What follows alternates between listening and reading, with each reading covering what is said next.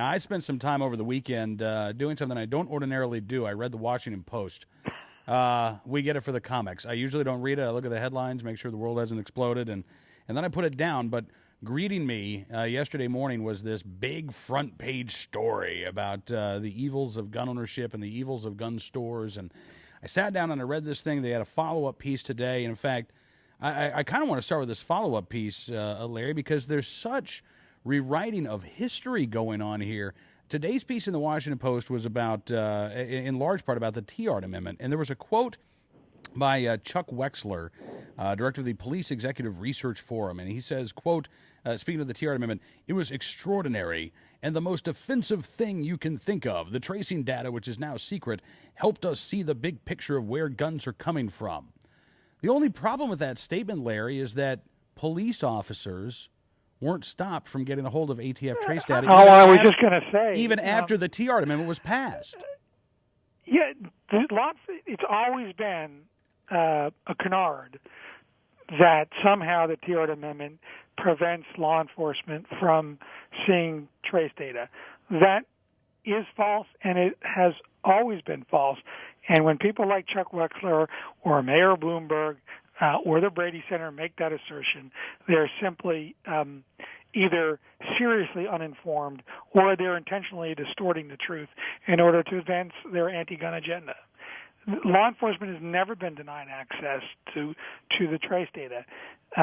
Now, it has always been true, even before the TR Amendment, that ATF would never release to City A information about traces taking place in City B.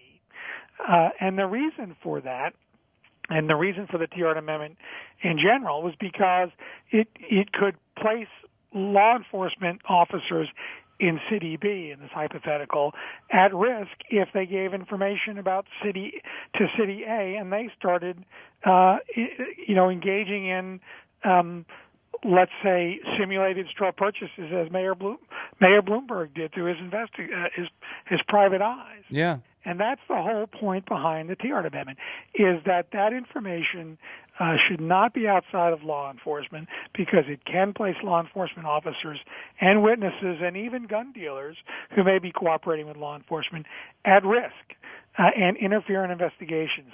That's why the TR Amendment exists. That's why, for example, FOP supports the TR Amendment, as do others in law enforcement. And in fact, as does ATF, because it prevents the misuse of that data for purposes for which it does not exist. It does not exist so that the Brady Center or Mayor Bloomberg and his merry band of misguided mayors can generate, politicized so-called reports to advance their political agenda, which is to restrict private ownership of firearms in the United States. Yeah, this is such a weird story. I mean, they talk about the TR Amendment. They go into what I guess people who don't know this issue, they're going to think they're reading the real history of the TR Amendment. They never mention that they call it They call it a Freedom of Information Act lawsuit that was pushing for contemporaneous data. No, this was a suit filed by Chicago Mayor Richard Daley, seeking to get ATF trace data from national, not just for the city of Chicago. Not just for Chicago. National data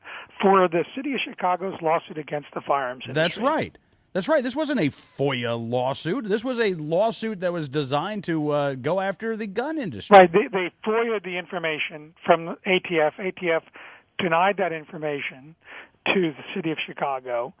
And then the city of Chicago brought a lawsuit under the FOIA Act, the Freedom of Information Act, to try to, get the information, force a court to order ATF to give them the data. Mm-hmm. That case went all the way to the United States Supreme Court.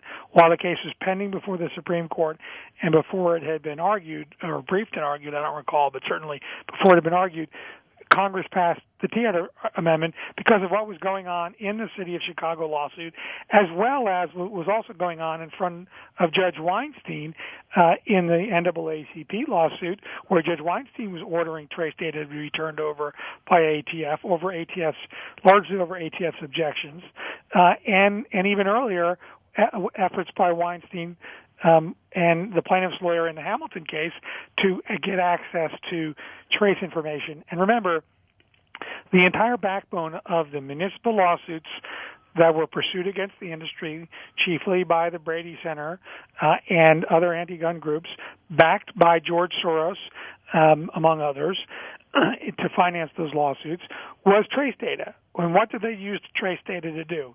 Despite the fact that ATF always said, even coming back to the days of the Clinton administration, ATF always say, and in fact is required now by law to say, if they release data on tracing, to say that the fact that there's been a trace doesn't mean anybody in the stream of commerce has done anything wrong. And it does. You cannot use trace information to conclude that because a dealer has a trace or more than one trace, that they're a bad apple dealer, as the Brady Center likes to speak about, or as Joe Vince, their private retained expert, said in one of the Washington Post clips today, that they equate tracing with being corruption on the part of a licensee, even though ATF says you cannot conclude that. And so they use trace information as a proxy for actual evidence of wrongdoing.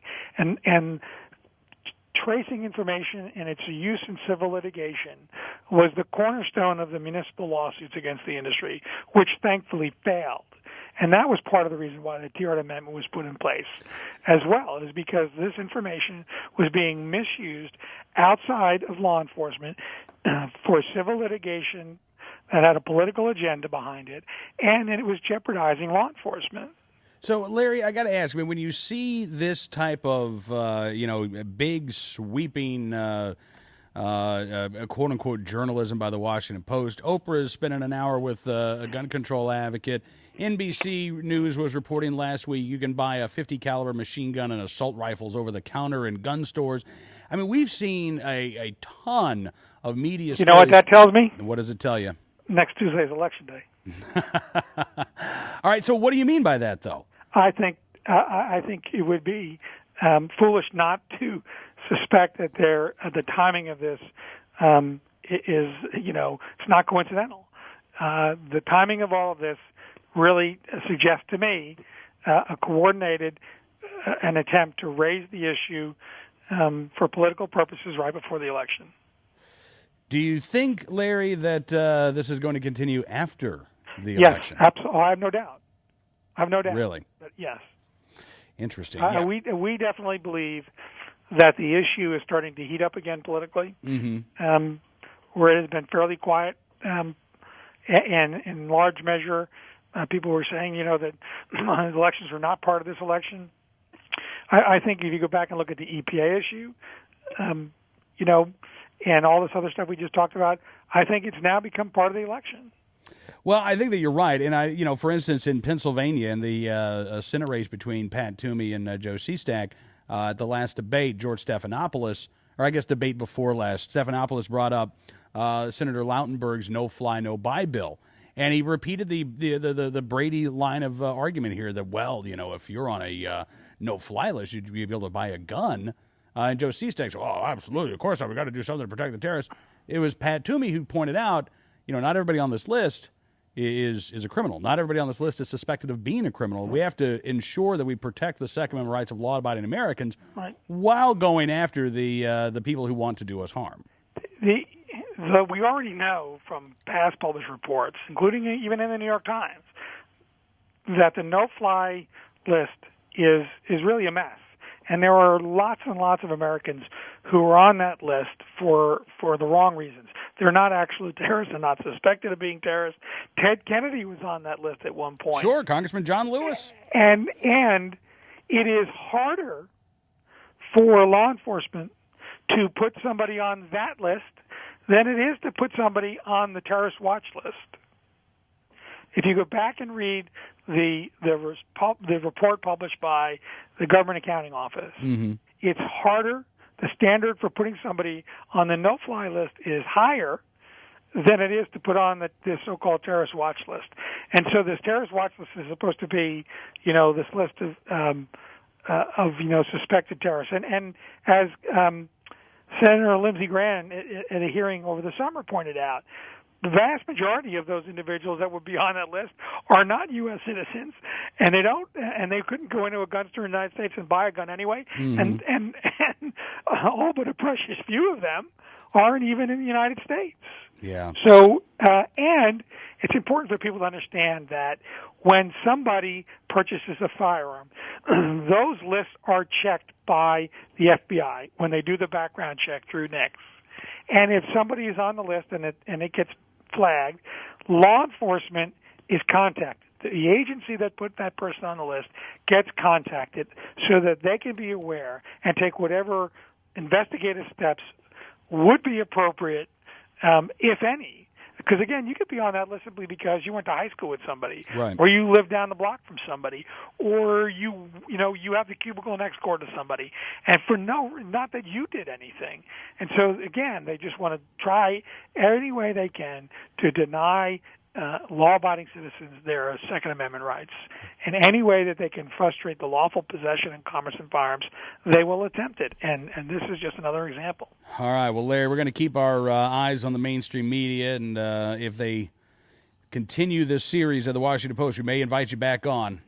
Well, they definitely are going to continue the series. I think it's going to last all week. And ironically, some of the stories have even, pointed out the fact that the dealers are not, like the story about Realco or the story about Bob's Gun Shop in Norfolk, Virginia. Mm-hmm. They have a lot of traces. Oh, they must be bad guys. Well, you talk to law enforcement, even in the case of the Bob's Gun Shop, for example. That clip is online on the Washington Post website. ATF doesn't think he's a bad guy. Local law enforcement in Virginia, in Norfolk, doesn't think he's a bad guy. They just happen to sell a lot of firearms, and so they have some traces, but that doesn't mean that they're a bad guy. But the headline on the article sure makes it sound like he's a bad guy, doesn't it? It certainly does, and you're absolutely right. I think even with Realco, they had a quote from one of the local law enforcement who says, we work with them, they work with us, we have a good relationship with them. But you're right. The Washington Post clearly looking for villains, and if they can't find one, they'll go ahead and call somebody a villain regardless. When I read those the Realco piece, for example, it was like this is a textbook example of why the TRO Amendment is necessary, because they're. That article, if you just read that headline, you would think they're a bad guy, they're a bad dealer, they're a corrupt dealer, and they're not. And you see the Brady Center put out their bad apple dealer list a number of years ago before the TRO Amendment, and they were chastised by ATF for doing that. And even in the piece that's up on the website now, you have Joe Vince, who has been paid to testify against the industry in a number of lawsuits, including the NAACP lawsuit, and the Hamilton case and others, getting up there and saying that if a dealer has traces, they're a bad guy. And he knows that that's not true. Yeah. He knows, as having run the tracing branch for ATF, that's not true. Absolutely. Larry, thank you again, sir, for coming on the program. It's always a real pleasure to get a chance to talk with you, and look forward to doing it again very soon. Glad to spend time with you, Cam. Larry Keane, Vice President and General Counsel of the National Shooting Sports Foundation, joining us here on Cam & Company.